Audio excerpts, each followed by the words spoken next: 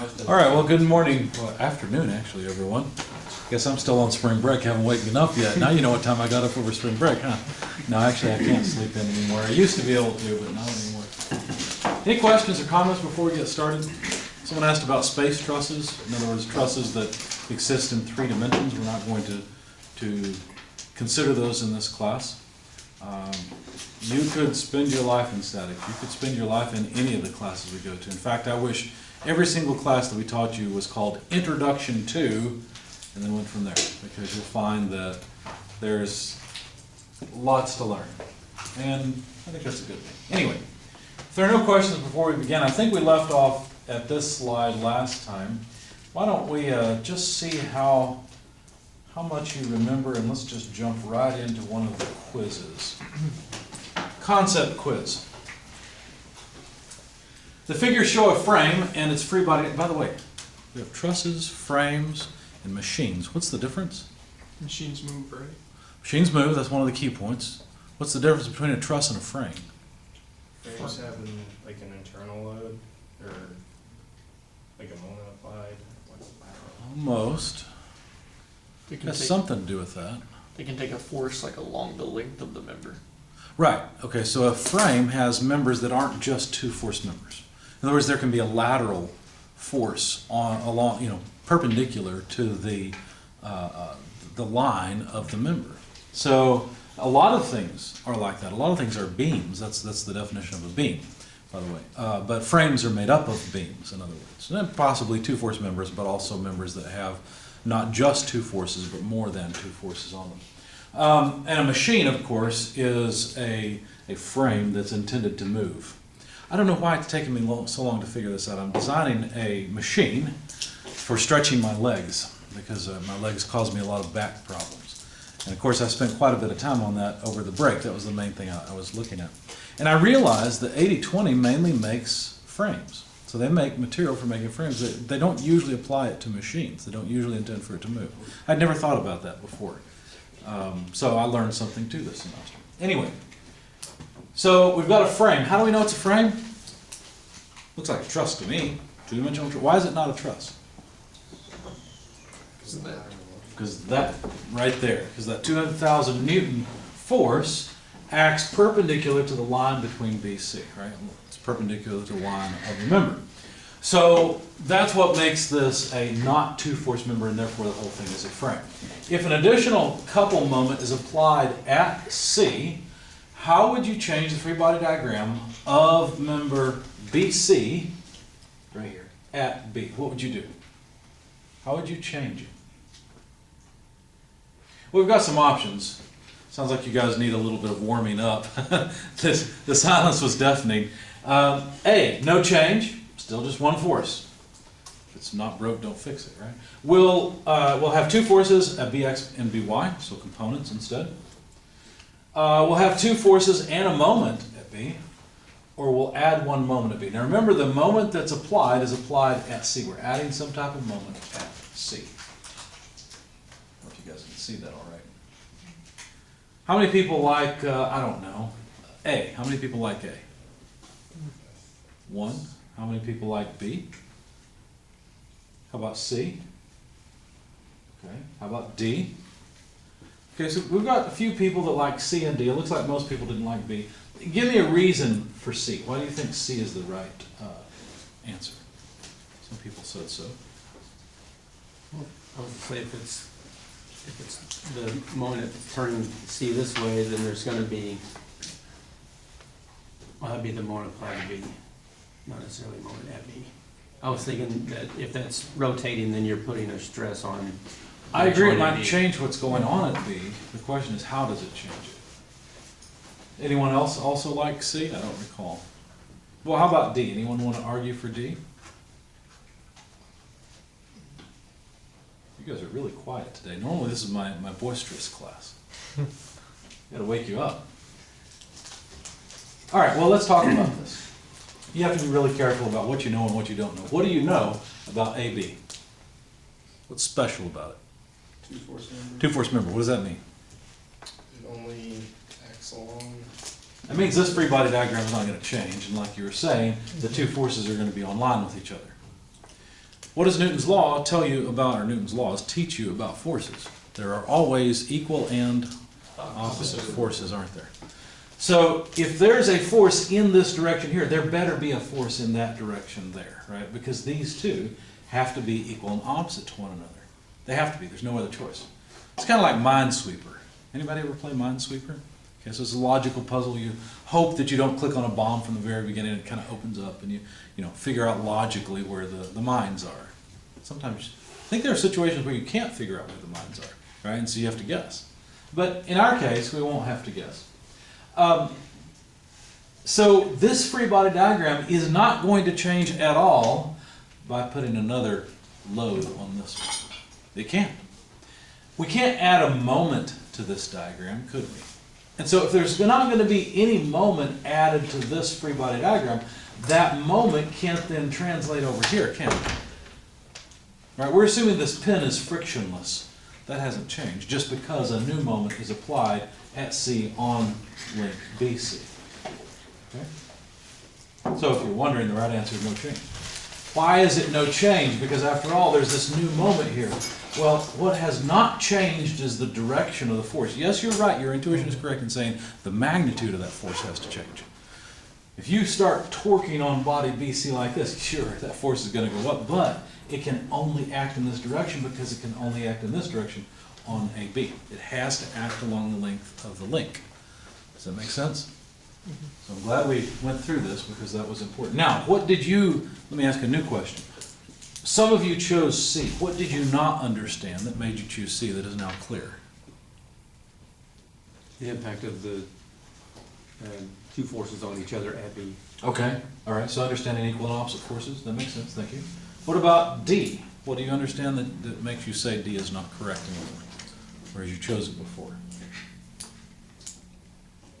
Didn't think about really increasing the magnitude of AB, so I figured there had to be some sort of moment to... Something had to happen. What was it you didn't think, well, if that direction can't change, the magnitude can't change, we got to do something there. Okay.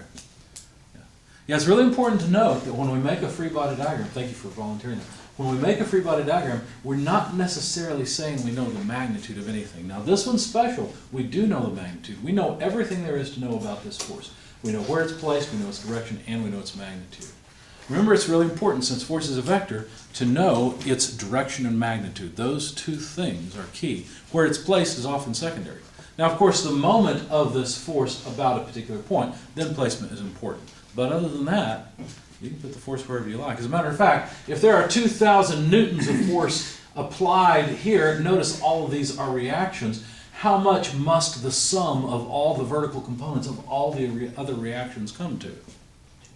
2,000, right? You just read it wrong, that's all. Something's got to push up with, I don't care if it's over here, I don't care if it's over here, I don't care where it is. Something's got to resist that 2,000 Newton force. Otherwise, this body will begin to accelerate either up or down. Right?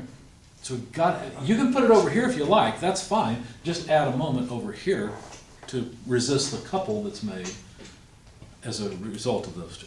Okay? So, good. Thank you guys for volunteering that. I'm curious, how come no one chose B? It seems like everyone, was it B? I don't recall. Well, few people chose A or B. Why didn't you choose A or B? What did you not like about them initially? Just didn't seem right. A seemed too simple. Too simple? Sure, yeah. Okay. Well, what I don't like about B is the fact that the direction of this force has to be known, because we're taking advantage of this two-force member to infer the direction. Now, is it this way or is it this way? Does it push or does it pull? I don't know. It doesn't matter right now. When I say we know the direction, all I'm saying is we know the line of action of the force. Okay, so we know what line that force lies along, and that's really important.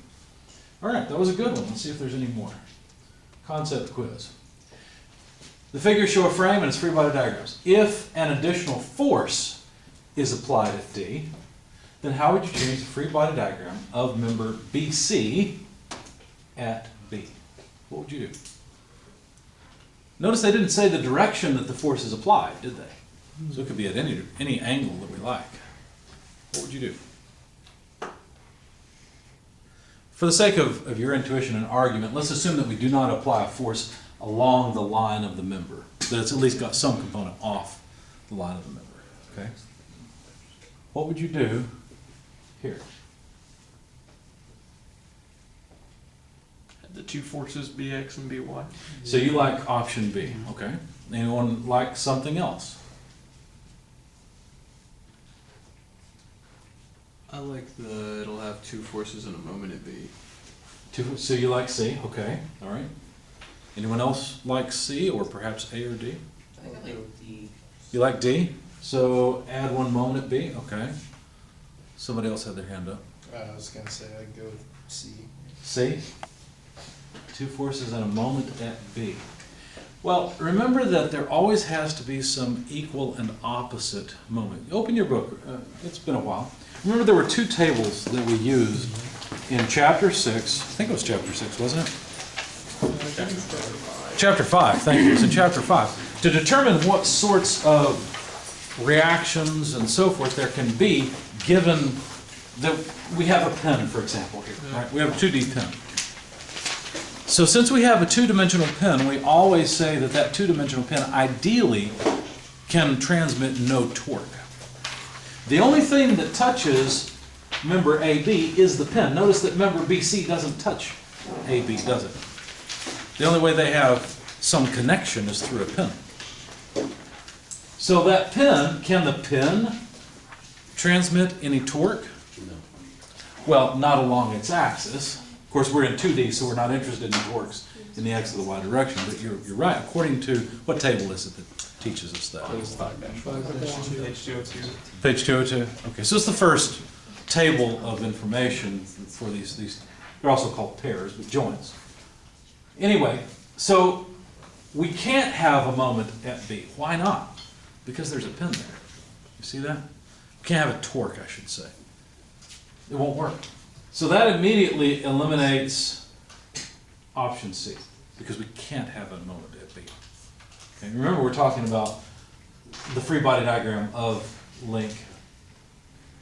No, wait a second. No, it's BC. We're still looking at BC. So we can't have a torque there at B, or a moment. So C's out. Someone else said D. Add one moment at B, we can't, right, for the same reason. So it looks like C and D are both out. How about no change? Did anyone choose A? I don't recall. Okay, so if no one chose A, what about B then? Why would you say B is correct? Even if you say you don't know the direction, but even if the direction's completely down, there's still gonna be some force going along BC, so there would have to be a opposite force in the BX direction and the BY direction. So what you're saying is any added force at D that has a component, a vertical component, will require some support. Well, let me counter that argument just a little bit and say, well, I see vertical components in both of these forces. Couldn't that somehow cancel? They're at an angle. Pardon? They're at an angle, but So we'd have to change the angle of these? Is what you're saying? I don't know. It's a little uncomfortable to get away from that, isn't it? Yeah. But why is it that we've got a broken up force here and not just a force this way? It's because we've got some component perpendicular to the axis of the member. That's what happened here. Now that we've got some component, I don't care if most of it's along the direction of the member, if some of it is off, at least a component in the perpendicular direction, then we have to break up both of these into components. We no longer have a two-force member. We've broken the idea that there's only two forces because there's not. Now there's a third. And so the key thing, what have we lost in knowledge about FAB, for example? What have we lost? Direction, exactly. We don't know the direction anymore. We can't draw this along the direction of the member, along the line of the member, because that's no longer the line of action of the force. Or at least the line of action of the force is unknown now, because we've got a three-force member. The only thing that gave us the line of action was the fact that we had a two-force member. That's it. Okay? These are good quizzes. Kind of feel like we're starting the engine after a long pause. Which page of the book did you want us to look to? 202. 202? 202, yes, thank you. All right, group problem solving, I do like these. Unfortunately, as usual, we don't have time for them. What about remaining reading quiz and attention quiz? Those are always good. When determining reactions, it looks like this is the only mechanism, or the only frame that we're going to study in this class. That's not the case, don't worry. When determining reactions at joints A, B, and C, what is the minimum number of unknowns in solving this problem? Now notice we're back to a two-force member here. Okay. Well, if we had reactions in the x and the y direction at each of these points, that would be 6. So is A the right answer then? Could we cut down some of those unknowns? How? How could we cut down on some of those unknowns? Two-force member, good. So what does that do for us? Just one force in that direction. One force along this direction. Right, okay. So how many unknowns would there be then? 3. Is there 4? There's 4. 2 at C and then A and 2 B. at C, 1 at A, and 1 at B. And where you were going by saying 3 is you were going ahead and saying, look, I can make a free body diagram of this, and those two forces must be equal and opposite. Therefore, it's only one force. But in general, there's 1, 2, and then 1, 2 more, 4 unknowns, you see? So before we apply the equations of equilibrium is the question, okay? All right, good. Yes, the correct answer is C. All right, for the above problem, imagine that you have drawn a free body diagram of BC. What will be the easiest way to write an equation involving unknowns at B? What do you think? We could sum moments at C. We could sum moments at B, some moments at A, or some forces in the y direction. C. Some moments at C. Some moments at C is what you're saying, so option A is the one you like? Okay. I said D because they're all pins. D because they're all pins, okay. Any other thoughts? Let's explore this for just a bit. It looks like we have what? Options A and D, those are the only ones people have selected. So summing forces in the y direction, what would that do for us? Well, a component, well, I didn't like something I did. I don't know why. Anyway, a component, well, in fact, only one, Cy, would appear in the equation. But there would be a component of the force at B, because remember we know the line of action of the force at B. And so there would just be one component of it, and of course, it would just be a fraction of the total force. And so let's see, BC, if we were to sum forces, that'd give us one equation and 2 unknowns, wouldn't it? And that would not yield the force at B directly. So I don't think summing forces in the y direction will work. But if we sum forces at C, notice that Cx and Cy both pass through the point we're summing about, therefore neither have a moment arm. And if neither have a moment arm, they will not appear in a sum moment equation. But the force at B has a moment arm and will appear. Now, would we use all of the force at B or not?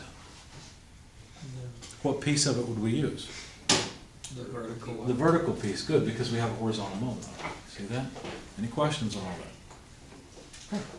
What if you did it in a moment and A moment at A, you could, but remember, be careful, you're trying to solve member BC. You're writing equations for that free body diagram. If you sum moments at A, you'll notice there is a moment arm for this component of C, there's a moment arm for the horizontal component of C, and there's, of course, a moment arm for the vertical component, let's see, it's right here at B, and a moment arm for the horizontal component. So you it would just end up, complicates things a little bit more? well, very much, it wouldn't yield B initially or immediately because you'd have 4 unknowns in the equation. You could write it, and it would be correct, but it's not the easiest way to go. And when we're solving these problems, as you'll see, I've got some examples to work for you. You'll see that it's advantageous to figure out the best way to go, to figure out a solution strategy. And that will take a little bit of practice for you to develop. Let's see about the reading quiz. I always forget the reading quiz. I skip it at the beginning, and then I forget to go back to it. Frames and machines are different as compared to trusses since they have what? Well, if it was only 2 force members, we'd call it a truss. Yeah, so it's not a. Only multi-force members? Is that necessary? No, we can have two force members. In fact, the simple frame we just saw is in fact a frame. It has a two force member and it has a beam in it. So it doesn't necessarily only have multi-force members. How about at least one multi-force member? That sounds good. At least one two-force, not necessarily. We don't have to have a two-force member for it to be a frame. So I agree, I think C is the best option. Forces common to any containing members act with blank on the other member. So remember when we saw AB and BC and they were connected by a pin? That's what we're talking about, is that connection point at B. So forces common to any two contacting members, so think AB, BC at B, act with what on the other member? A, we got one vote for A? Yeah, that's just Newton's law, isn't it? Equal magnitudes, opposite sense. Yep, that's right. So it's important to keep that in mind. You can see how easily your intuition will throw you off, and you'll want to add a force or a moment because you feel like something has to happen there. But remember equal and opposite forces, and that'll hopefully save you a few times. Any questions or comments? Okay.